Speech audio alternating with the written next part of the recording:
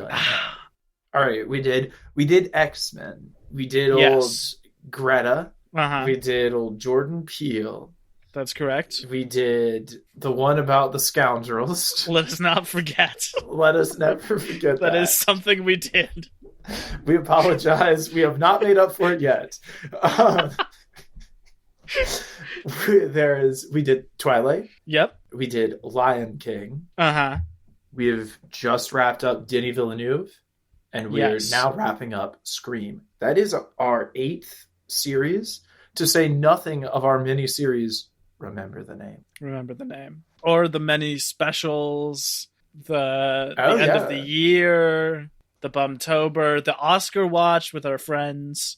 Oscar Myers and Kurt Ascar. Yeah. When will we see them again? Who's to say? I guess next Oscar season is when we'll see them again. Our most requested guests, but they're very busy. Yeah. Curtis Gar is a renowned international producer, so And Oscar Myers is, in fact, a hot dog enthusiast in most of his time. So, fantastic. Okay, so should we get into it? This is yes. Should we talk about Scream? Should we talk about Scream? What has all of this screen time done to our children? Yeah, where has it gotten us all? What have you learned from watching the Scream movies? I think it's been really fun. I love the first one. I think the first one is like a masterpiece. Mm-hmm.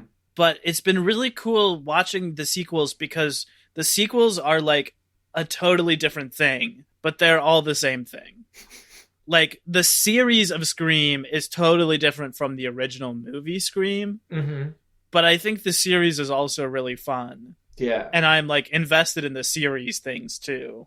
And like kind of okay with not expecting it there to ever be like a movie that's like the first one. I think that's well put. When you say that, it makes sense because watching Scream by itself, like we did last year around this time, it was a complete experience. It was an experience all in its. We didn't need any of the sequels. Like nothing else was necessary. That movie rocks.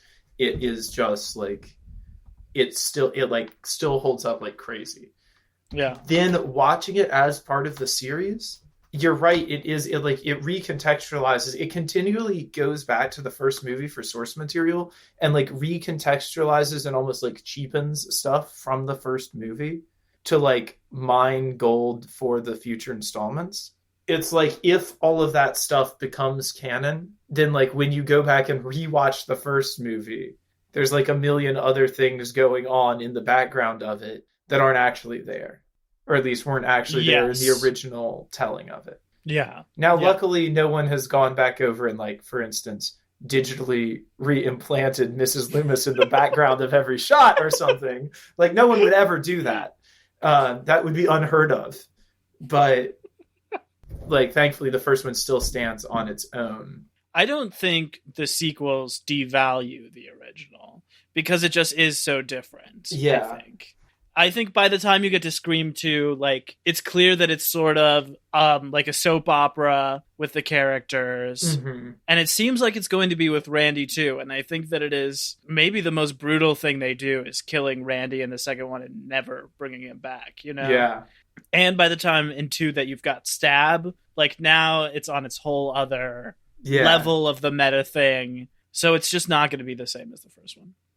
Also, do you think the first one kind of dooms the rest of the series and also all horror ever by having just like a perfect 10-minute opening?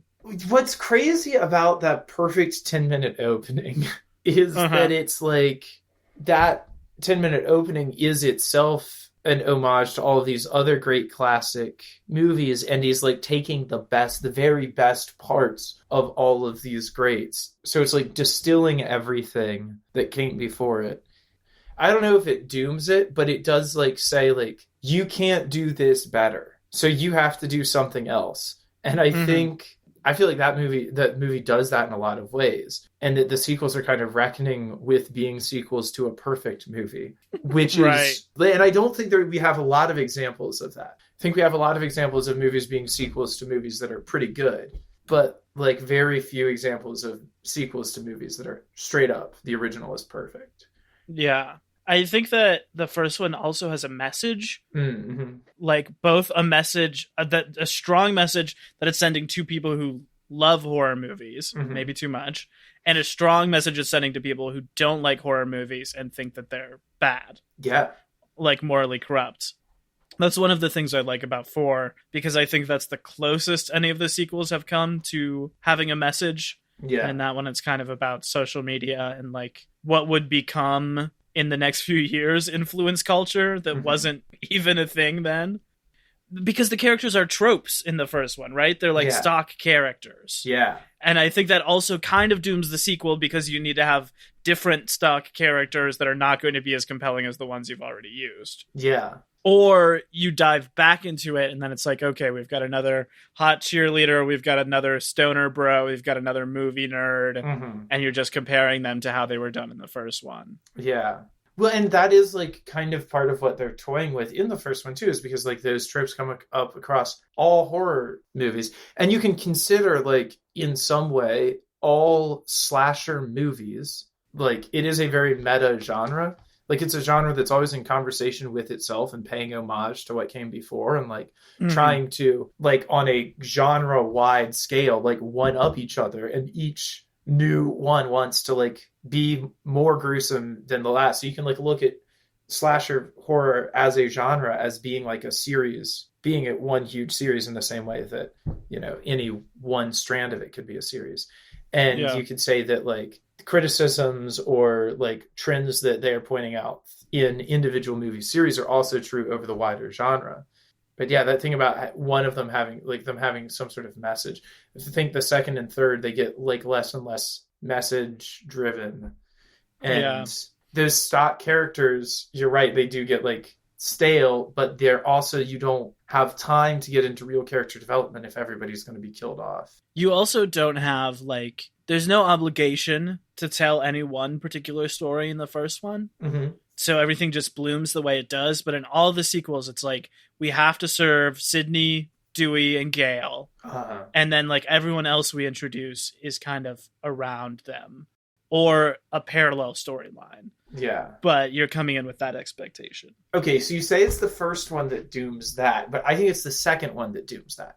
Because if they killed off Gale or Dewey in the second one, then anything goes in a third one. And like it's not necessarily about those characters anymore, or it's not like so core and like that, you know, that the main characters will survive. Yeah. I don't know. But that's like kind of a Harry Potter problem too.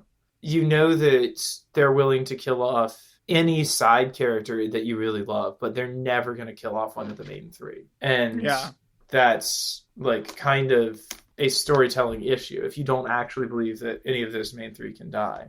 Then you're just wasting time putting them in peril. Yeah. And you should be putting other people in peril. You should put other people that they care about in peril and like watch them react to that, like Batman does. Like, because you know Batman's not going to die, so you gotta fridge people or whatever it is. You know? Yeah, totally. Like, but that, I mean, that's the whole reason, because you know that character is so iconic that they can't die. Mm-hmm. Which is a flaw, especially a flaw in horror, because like in adventure, in like high adventure, in fantasy, even in something like James Bond, like having a character who's so iconic like Luke Skywalker or James Bond, that they will triumph. No Time to Die. No Time to Die.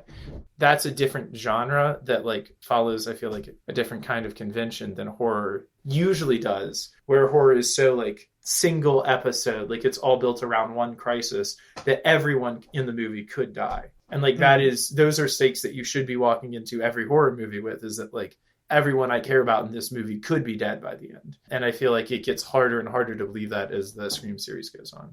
I do like that it is a trio, because I think that's kind of unique in these long-running horror franchises.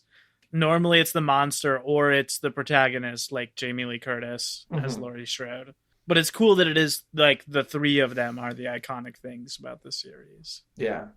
The first movie is also, this is subjective. All attraction is subjective, as we always say. But to me, the first movie is very sexy in kind of like a dream-like, surreal sort of way. None of the other movies are. Like, there's barely any compelling romance whatsoever in any of the other movies. You're right. There is something like dreamy about Billy Loomis, even as creepy and gross as he is and turns out to be.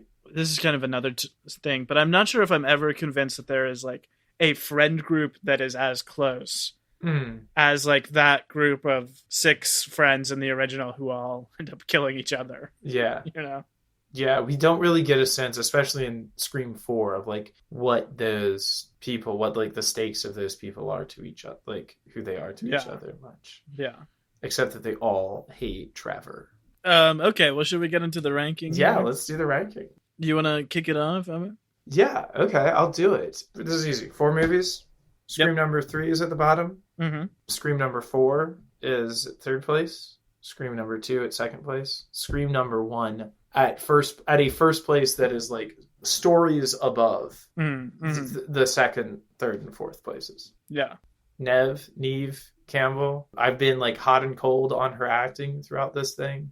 But I think like over the course of the whole series, she's like delivering a consistent character. She's always believable. I think she's got that Mark Hamill thing that you talk about sometimes of like, you never doubt the situation. You're never thinking about her acting. So I'm never like, oh, that's so great.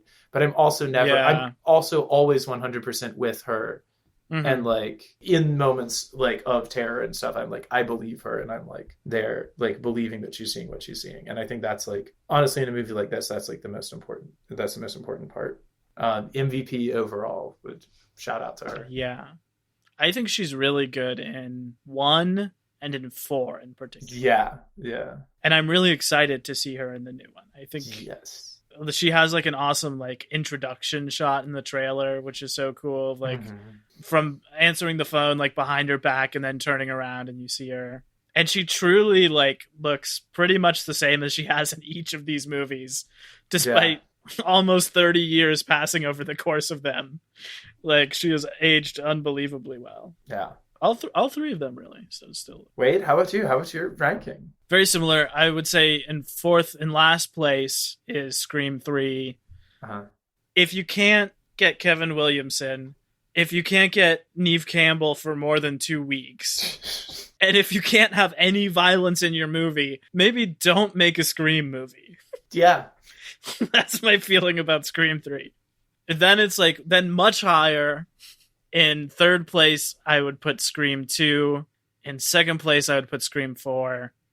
And then much higher, in 1st place, I would put the original Scream. I love the sequences in Scream 2. I am like still, I guess like 6 weeks after we watched it, like thinking about them a lot. Like the outdoor sequence where they're running through all the cell phones. Oh God, yeah, that's so good. The recording booth sequence where that just keeps going on and on. The car. Sarah Michelle Gellar alone in the house. Oh my God. Taking on the first one. Yeah, those are unbelievable. That's why that's my number 2. That's so good. I love that stuff. I just don't think like the characters or the story interested me much in Scream 2. Even when I was watching it the first time, I was kind of like, okay. You know? So that's why Scream 4 is the second one, because I think that's like the only one other than the first that has a good story to me and is really interesting. And since that one is so referential to the first one, I'm just really interested to see like what they're going to do with the next one. Because it feels like it cannot again be like a take on the first one. Maybe. I mean, I guess it can be, but it feels like it should not be. That's when you get into that Lion King thing of whatever, 4 movies being remakes or retellings of the first movie. Yeah. And like 1 original sequel. Jeez. I guess anything you'd like to see in 5 or any final thoughts about Scream or Gale Weathers, just to throw out one name. The No downfall of Gale Weathers over the course of this series has been tragic. You know, she had a brief rise and long fall over the course of this series. Truly. She's wonderful in the original, of course, you know, as I used to be 24. I think, the first time I watched this movie, maybe. Then in the second one with that haircut, and she's like really on it in that second one. Yeah. It's like so good. She is really good. Her and Dewey are really good. Really good in the second one, and that whole sound booth sequence in the second one that she's in is like probably my favorite sequence of the whole series. Maybe, I mean, it's so scary. Yeah. Then for them to do that to her in the third one, the bangs, the banana suit, everything. It's like, it's so bad. I mean, the character assassination that was committed against this woman, and then for her to like show up in the fourth one as like barely even a character, to be replaced by the lemon tart lady is simply inexcusable. So that's where I come down on that particular thing. I feel like thinking about stock characters that this might be a stock character you respond very well to. Like the irresponsible female journalist. Just thinking back to Remember the Name when we watched Richard Jewell and how much you liked Olivia Wilde's drunk journalist skulking across town. Are you saying that I might have a thing for irresponsible journalists? I don't know. I couldn't imagine. You are the son of a responsible journalist. I don't know. Oh wow! Speculate no more on that. There's a whole Freudian episode to get into, but we shan't. But your mother is the most ethical journalist. The most ethical journalist I know. In all seriousness. Seriously, and honestly, one of the most badass. Rest in peace to the Ocracoke Current. Yeah, we always say there's no ethical consumption under capitalism. Uh-huh. The Ocracoke Current was ethical. You could ethically consume it. But not anymore. Oh, man. Okay. Other things about Scream that I like and or think about. This movie series got in my head. Oh, okay. Like, I have had lots of dreams since watching this series that were like being chased through the house, being attempted to be killed by someone, and or like being like running around and trying to kill people. Scary ass dreams that I am going to blame mostly on this movie and the stress of moving across the country and then back.